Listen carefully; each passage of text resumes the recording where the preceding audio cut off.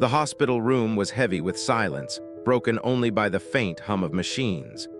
Beneath the sterile glow of fluorescent lights, a once powerful CEO lay fragile, his breath shallow, his strength fading with each passing second. In his trembling hand, he held out a sleek black credit card, the kind few in the world ever touched. Across from him stood a humble office cleaner, his uniform worn, his calloused hands shaking as he accepted the card. His eyes widened, overwhelmed, as though he were holding something from a world that was never meant for him. The CEO's whisper broke the stillness. "Take it, not for me, but for what matters." In that instant, wealth and humility collided, leaving one haunting question in the air. Why would a billionaire at the edge of death entrust everything to someone society had always overlooked? The answer lay in their past. The city skyline glimmered with steel and glass, its towers rising like monuments to ambition. At the very top, encased in a fortress of polished windows that reflected the world below, sat the office of Richard Hale, the billionaire CEO whose name alone could move markets. His boardroom was a stage where power was currency, and every suit in the room played their part with rehearsed precision. A single raised eyebrow from him could silence debates. A single phone call could reshape entire industries. He was a man who had it all: wealth that stretched across continents, a company that dictated trends, and employees who bowed at the mere mention of his presence. Yet with all his authority, he remained a figure distant, untouchable, and strangely hollow. The world feared him, admired him, and envied him, yet very few truly knew him. Every morning, the glass lobby echoed with hurried footsteps of executives clutching briefcases, rehearsing presentations they hoped would please the man upstairs. His empire ran on fear disguised as respect. Subordinates rarely made eye contact. They nodded quickly, muttered rehearsed greetings, and disappeared into elevators. The fortress was efficient, flawless, impenetrable. But just beyond those gleaming corridors walked a man who existed in the shadows of the empire, a man most never noticed. Samuel, the office cleaner, arrived long before sunrise and stayed long after dusk. His presence was marked not by authority, but by quiet dedication. He polished marble floors until they reflected the ceiling lights like mirrors, emptied trash bins stuffed with crumpled contracts, and dusted the corners no one else cared to see. His uniform bore signs of wear, his shoes scuffed from years of walking the same paths. Unlike the hurried executives, Samuel carried no urgency in his steps. He moved with a gentle steadiness, humming softly as he worked. To most, he was invisible. To some, he was a fixture like the plants in the lobby or the paintings on the walls. He had no corner office, no voice in meetings, no stock options. But he carried something none of them did: a quiet peace, a simple gratitude for the work that allowed him to care for his modest life beyond the skyscraper walls. The contrast could not have been sharper.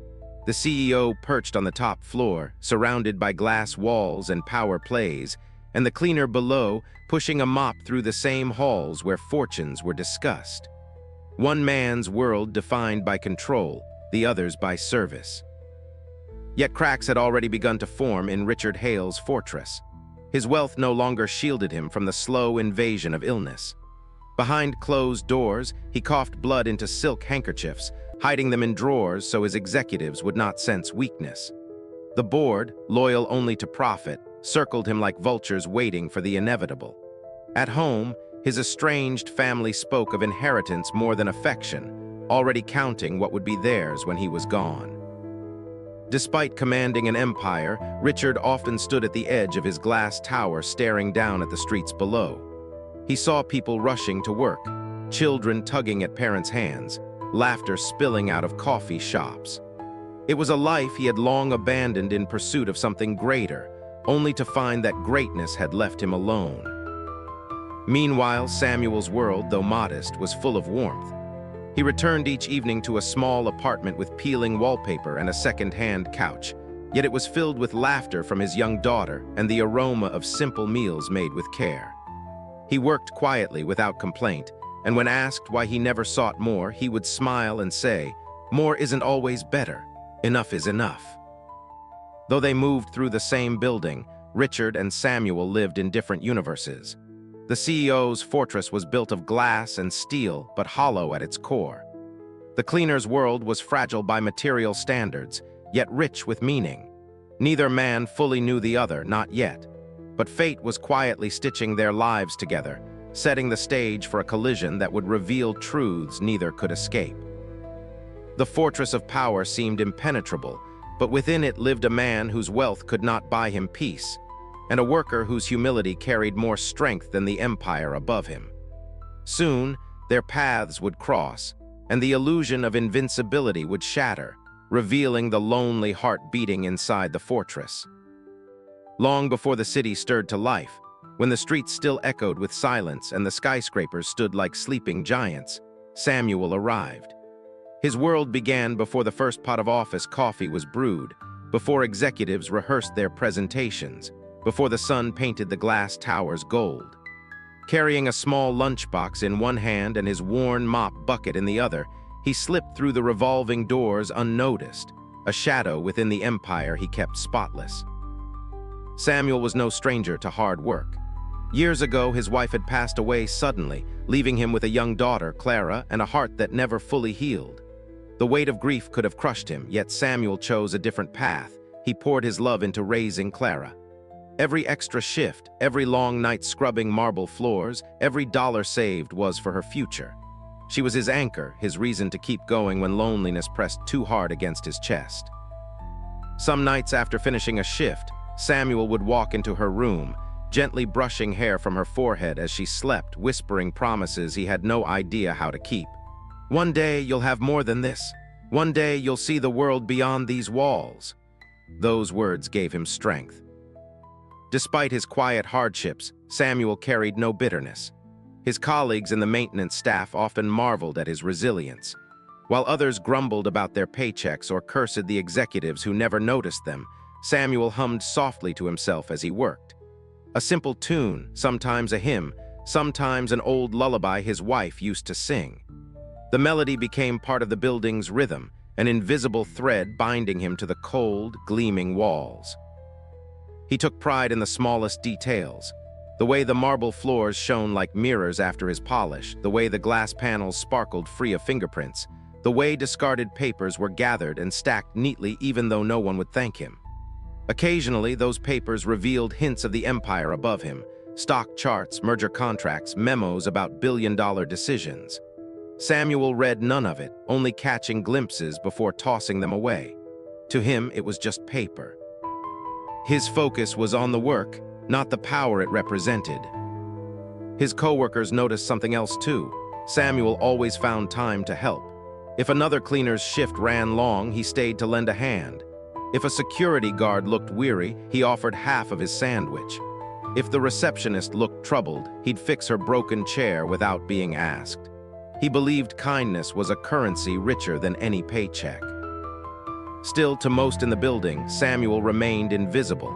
Executives swept past him without acknowledgement, their polished shoes clicking across floors he had shined. They didn't see the tired eyes behind his smile or the sacrifices hidden beneath his uniform. But Samuel didn't mind. His worth wasn't measured by recognition.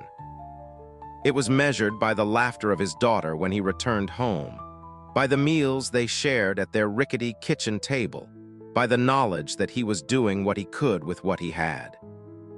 And yet someone had noticed him. Late one evening, long after the last suit had left, Richard Hale, the CEO, sat alone in his office.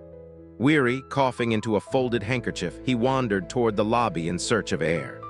That was when he saw Samuel, not slouched or hurried, but upright, humming as he polished the same stretch of marble for the third time until it gleamed under the faint light. Richard paused in the shadows, watching. For the first time, he didn't just see the cleaner. He saw the patience, the diligence, the quiet pride in work others dismissed as menial. In Samuel's steady hands, Richard glimpsed something he had long lost in his own life. Devotion without reward, effort without applause, integrity without ambition. Though Samuel had no idea, that moment was the beginning of something greater. The fortress of power had noticed the man in its shadows, and the threads of their lives were beginning to intertwine. The building was nearly empty, the air heavy with the kind of silence that only arrived after midnight. Most of the lights had been switched off, leaving corridors in muted darkness. Samuel moved through them with his mop and bucket, his quiet humming echoing faintly against the marble. He liked these hours best. The world above seemed to rest, and for a while he felt the skyscraper belonged to him alone. But that night something was different.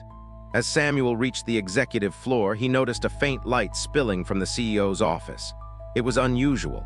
Richard Hale was a man of routine, rarely staying past the evening hours. Curiosity tugged at Samuel, but he kept his head down, polishing the floor just outside the office door. Then he heard it, a low, strained cough followed by the muffled sound of something falling. Samuel hesitated, his hand tightening around the mop handle. Against every instinct to remain unseen, he stepped closer and peered inside. There, beneath the glow of a desk lamp, sat Richard Hale. His once commanding posture was slumped, his shoulders bent under an invisible weight. A silk handkerchief in his hand was stained with crimson. His breath came shallow, uneven. And then, to Samuel's shock, Richard's hand trembled as he pressed it against his eyes. He wasn't just coughing, he was weeping. For a moment, Samuel froze.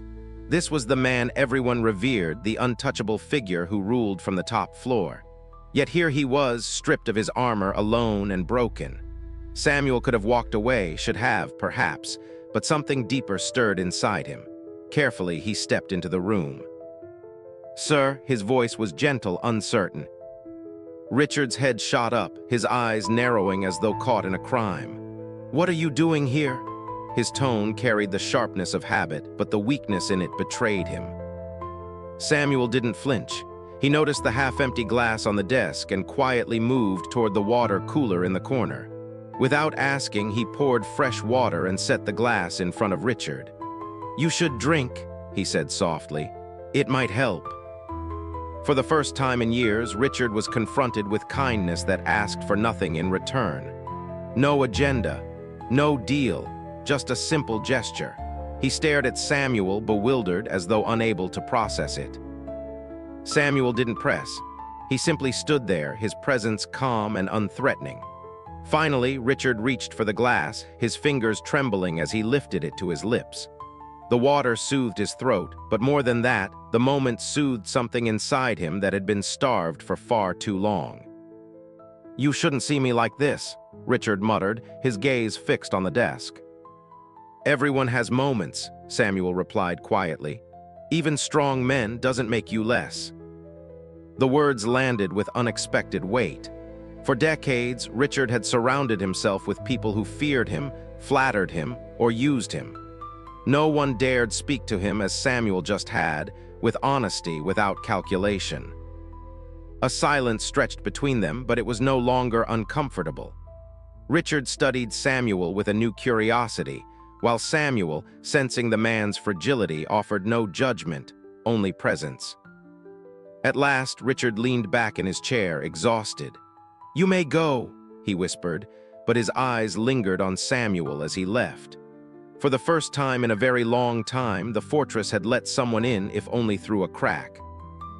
Their worlds had collided in that quiet office, not with grandeur, but with humanity. Neither man fully understood it yet, but a fragile bond had been born, one that would grow, piece by piece, into something that neither power nor money could ever buy. In the weeks that followed, a quiet rhythm took root inside the towering fortress of glass and steel. It began almost unnoticed. A mug of tea left on the CEO's desk by a man in a faded uniform, steam curling upward like a whisper. At first, Richard ignored it. But one late night, exhausted and trembling from another fit of coughing, he lifted the mug to his lips. The tea was simple, not the rare blends imported for his boardroom, yet it warmed him in a way he hadn't felt in years. The next evening, when Samuel placed the cup down without a word, Richard spoke. "You don't have to do that." "I know," Samuel replied with a small smile, "but sometimes a warm cup helps." It was the beginning of something fragile, something neither of them could have predicted. The encounters grew slowly, like ivy climbing a wall.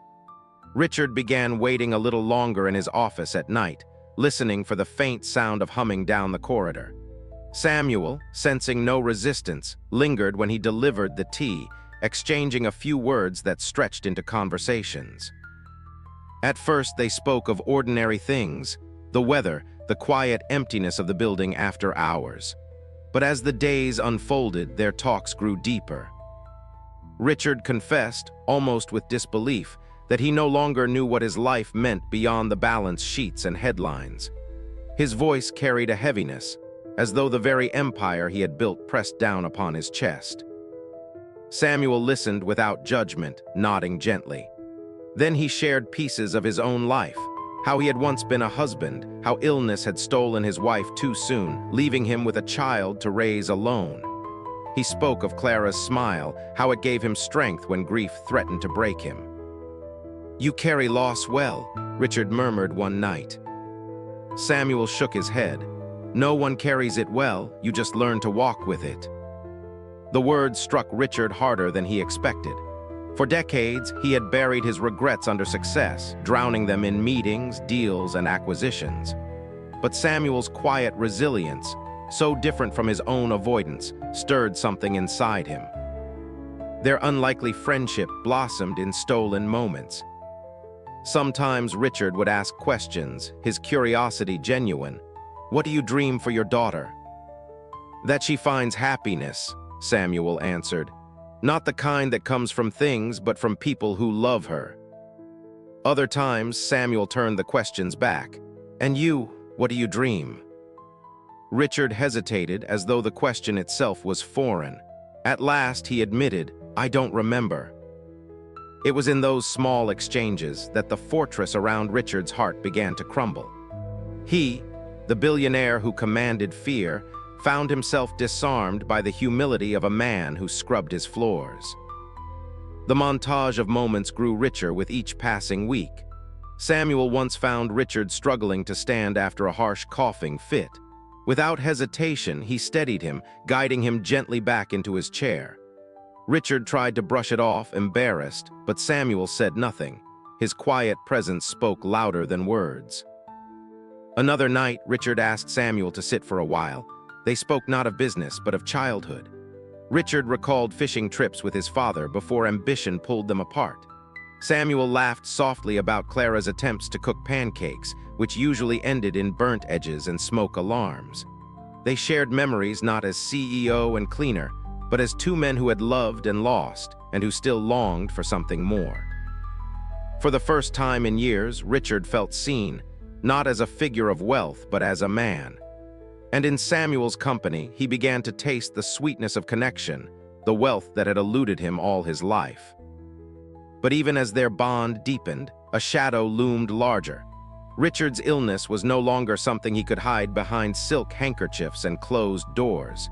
His cough grew harsher, his frame thinner. Samuel noticed the strain in his movements, the way his hands trembled when he tried to lift a pen. One evening, as Samuel placed the tea on the desk, Richard's hand shook so violently that the cup nearly spilled. Samuel caught it just in time, setting it gently before him. Their eyes met, Richard's filled with unspoken fear, Samuel's with steady compassion. "Are you seeing a doctor?" Samuel asked carefully. Richard looked away, shame flickering in his expression. "Doctors can't buy me more time," he muttered. The room fell into silence. Samuel didn't press, but his quiet gaze said enough. He would not let the man face this alone. The silent friendship had become something undeniable, a bond built not on contracts or power, but on shared humanity. For Richard, it was a revelation that true wealth was not measured in skyscrapers or bank accounts, but in the rare gift of being understood. For Samuel, it was a reminder that kindness could reach even the coldest hearts. And yet, beneath it all, the truth pressed closer. Richard Hale was running out of time. The sterile white office of the specialist felt colder than any boardroom the CEO had ever dominated.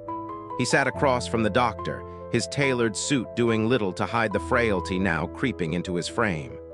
The doctor's words landed like slow, deliberate hammers. "It's terminal, months, maybe less. No cure." For a man who once measured life in profit margins and market shares, time suddenly became his rarest commodity. The world outside still bowed to his signature, but within him, something irreplaceable was unraveling. He returned to his penthouse expecting comfort, but was met with silence. His family, already aware of his decline, spoke only through lawyers. Their calls were about wills, inheritances, and clauses. The very people who should have been by his side treated his mortality as a transaction. In the boardroom, the betrayal was worse. Executives, faces he had mentored, promoted, trusted, were already maneuvering, whispering of succession plans, dividing what was not yet theirs. The fortress he had built out of glass and steel had turned transparent, exposing the vultures circling overhead. At night, he found himself sitting alone by floor-to-ceiling windows, staring at the glittering city he once ruled.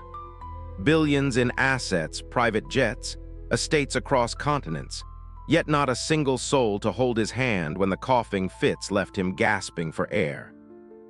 And then there was the cleaner. He didn't ask about the will, he didn't mention succession, he didn't even look at the CEO with fear or calculation. Instead, he simply asked, "Did you eat today, sir?" and left a steaming cup of herbal tea on the polished desk. In the silence of betrayal, such gestures rang louder than boardroom applause. It was in those small moments that clarity struck. The cleaner, this invisible man society dismissed, was the only one who saw him not as a title, not as a wallet, but as a human being. The CEO's empire was crumbling in the shadows, but within his weakening chest, a decision was forming. If he had only months left, he would not let his legacy rot in the hands of the greedy.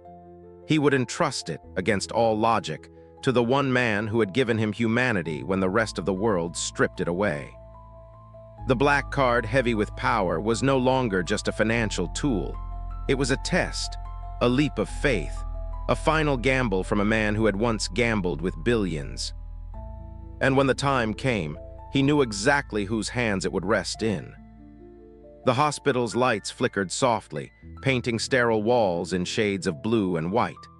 The CEO, once a towering figure of command, lay sunken into the bed, his frame fragile, his breath shallow. Machines beeped in steady rhythm, each tone a reminder that time was slipping. And then came the moment, one that had begun as a faint intention in his penthouse nights and now crystallized in trembling reality. With what strength remained, he reached into the drawer by his bedside. His hand closed around the sleek black card, a symbol of access to an empire. For a heartbeat, he studied it, as if measuring its true worth. Then, slowly, deliberately, he pressed it into the cleaner's calloused hands. The cleaner froze, staring at the card as if it were alive. His palms sweated against its smooth surface, his heart thudding in disbelief. This was not a paycheck, not a tip, not a momentary gesture of gratitude. This was power beyond his comprehension. The CEO's whisper cut through the silence. "Use this, not for me, but for what you believe matters." The words landed heavy, almost unbearable. The cleaner shook his head, stepping back as though he had been handed a weapon. "Sir, I can't. I don't even." His voice cracked under the weight of fear and reverence. The CEO smiled faintly, a shadow of his former commanding grin. "That is why it must be you." For a man who had never owned more than a modest home, who calculated every bus fare and grocery bill with precision, the very idea of holding limitless wealth was terrifying. He thought of his son's school fees, the leaking roof at home, his mother's medicine. Yet even those urgent needs felt small compared to the enormity of what rested in his hands. The room pressed in around him, suffocating in its gravity. He wanted to run, to give it back, to tell the CEO this was a mistake. But the old man's eyes, dim but steady, anchored him in place. There was no escape. The card was his, and with it, responsibility. Word of the exchange spread faster than whispers in a marble hallway. Nurses eyed him differently. Orderlies gave cautious nods. Even junior executives who visited the hospital began casting sidelong glances. The unspoken suspicion grew. Why him? Why a cleaner of all people? And in the back of the cleaner's mind, a storm brewed. He wrestled with questions he could not yet answer. Was this a blessing or a curse? Would the card open doors to kindness or paint a target on his back? The CEO, his eyes closing from exhaustion, left no further instructions. Just trust, pure, unguarded trust. The cleaner stood alone at the edge of the bed, the card burning like fire in his pocket, the echo of the CEO's whisper circling endlessly in his mind. The empire of a billionaire had shifted, in silence, to the hands of a man the world never even saw. And the weight of that trust was heavier than any fortune. The news spread like wildfire through the marble corridors of the corporate tower. Executives whispered in boardrooms, their polished shoes clicking with indignation. A cleaner with access to the black card. Their laughter was sharp, cruel, echoing off glass walls. Some muttered about theft. Others sneered at the idea that the billionaire had lost his mind in his final days.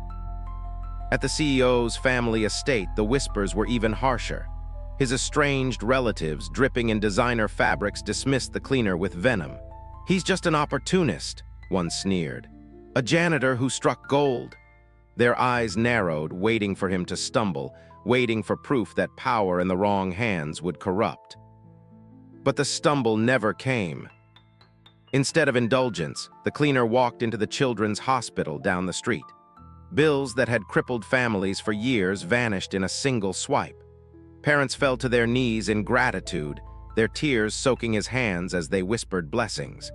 In the local schools, scholarships appeared like miracles. Children from broken homes suddenly dreamed of college, their futures unlocked by a man who once mopped their hallways. At the neighborhood market, truckloads of fresh bread and fruit arrived, delivered quietly with no banners or speeches. The cleaner simply watched from a distance as struggling families filled their bags, their faces lit with relief. He had no desire for applause, only the quiet satisfaction of easing burdens he knew all too well. But the world noticed. Whispers grew in the city. "Who is this man changing lives?" Shopkeepers spoke of him as a blessing. Teachers called him a miracle. Mothers clutched their children tighter, saying his name in prayers. The cleaner, once invisible, had become a shadowed legend, his kindness spreading far beyond the marble floors he used to polish. And in the sterile hospital room, the CEO watched. News clips flickered across the television. Children laughing with new school uniforms, hospital wards celebrating debt relief, families lifting each other with food they had not tasted in months. The old man's eyes glistened. For the first time in decades, he felt something stir within him, not pride in wealth or power, but faith. Faith in humanity. Faith in the man society overlooked, who carried his empire's resources with humility and courage. The CEO whispered to himself, almost in awe. He didn't use it for himself, he used it for the world. The contrast was complete. Where family and executives saw the card as a prize to hoard, the cleaner had turned it into a lifeline. And in that difference lay the very lesson the dying man had hoped to find. The hospital room was quieter than ever before. The rhythmic beeping of the monitor had slowed, each tone now a reminder that the end was drawing near. Outside the wide window, the city glittered in the night, his empire of glass and steel still standing tall, indifferent to the man who had built it. The CEO stirred, his voice frail but determined. "Bring him, bring my friend." When the cleaner entered, he carried no mop, no supplies, only the same humility that had defined his life. His steps were hesitant, almost reluctant. He had grown used to giving, not receiving. Yet here he was, summoned not as an employee, but as the only soul the dying man wished to see. The CEO's eyes softened the moment they met his. The arrogance that once made boardrooms tremble was gone, replaced by a fragile humanity that had always been buried deep beneath layers of power. "Sit with me," he whispered. The cleaner pulled a chair close, his calloused hand reaching instinctively for the old man's.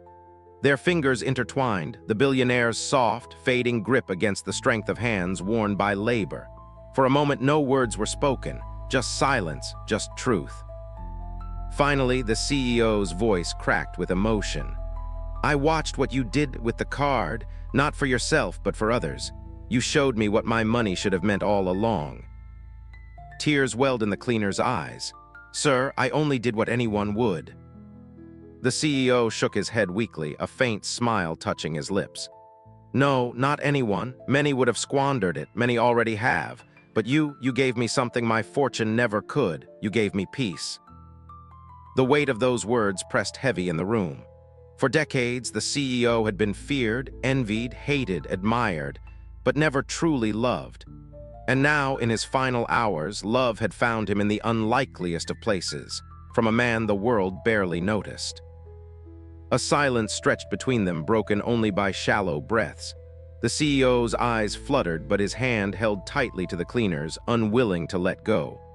"I thought legacy was towers, companies, empires," he whispered. "But you've shown me it's the lives we touch. That's all that matters." Tears rolled down the cleaner's face as he whispered back, "You were never alone, sir. Not when kindness still lives."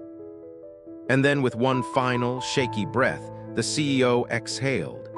His hand fell still in the cleaner's grasp. The monitor flatlined, its shrill tones slicing through the night air like a lament. The cleaner did not let go. He sat by the bedside, head bowed, as the weight of both grief and gratitude washed over him. The billionaire had left this world not in the company of greedy heirs or polished executives, but in the quiet, steadfast presence of the one man who had given him dignity in death. When the funeral came days later, the spectacle was immense.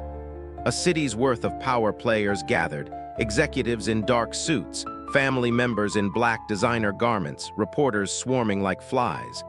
They spoke of his empire, his wealth, his influence. But when the cleaner stepped forward, carrying no title, no inheritance, only the memory of a hand clasped in trust, the crowd grew still. He said nothing. He didn't need to. His presence alone was the truest testimony. The richest man in the room had chosen to die with him, not with anyone else. The world, for once, began to see what true legacy meant. The funeral was a grand affair. Limousines lined the street, camera flashes lit the sky, and the city's most powerful figures filled the cathedral. They came to honor an empire, not a man. Yet as the heavy organ music filled the hall, their eyes kept drifting toward the front row. There, dressed simply, sat the cleaner. No silk, no watch, no entourage, just him. But he wasn't alone. Around him sat the families whose hospital bills had vanished, children whose scholarships had opened doors, mothers who no longer went to bed hungry. Their presence spoke louder than the marble tombs or golden flowers. Whispers rippled through the pews. Why is he here? What did he mean to the old man? Then came the reading of the will. The lawyer spoke with measured tones, but the words carried weight. The CEO had not left his fortune to greedy heirs or bickering executives. Instead, he had entrusted it to a foundation, led not by board members but guided by the cleaner, whose task was simple yet profound. Continue using the wealth to heal, to educate, to feed. Not as a billionaire, but as a guardian of compassion. Gasps echoed in the cathedral. Some sneered in disbelief. Others bowed their heads, humbled. But in the front row, the cleaner wept silently. He had never asked for riches, only to live with dignity. And now, dignity had become his mission. As the casket was lowered, sunlight broke through stained glass, scattering colors across the room. It was as if the world itself whispered its approval. The empire of steel and glass would one day crumble, but the acts of kindness already set in motion would ripple through generations. The narrator's voice lingers, carrying the moral beyond the story. True wealth is not measured in what we keep, but in what we give. The CEO left behind towers, stocks, and power, but his greatest legacy was trust in a man of humility, and the cleaner proved that kindness can outlive empires. In the end, the value of a life is not in the riches we gather, but in the humanity we share. The screen fades to black, leaving a single line written in white. Be remembered not for what you owned, but for what you gave.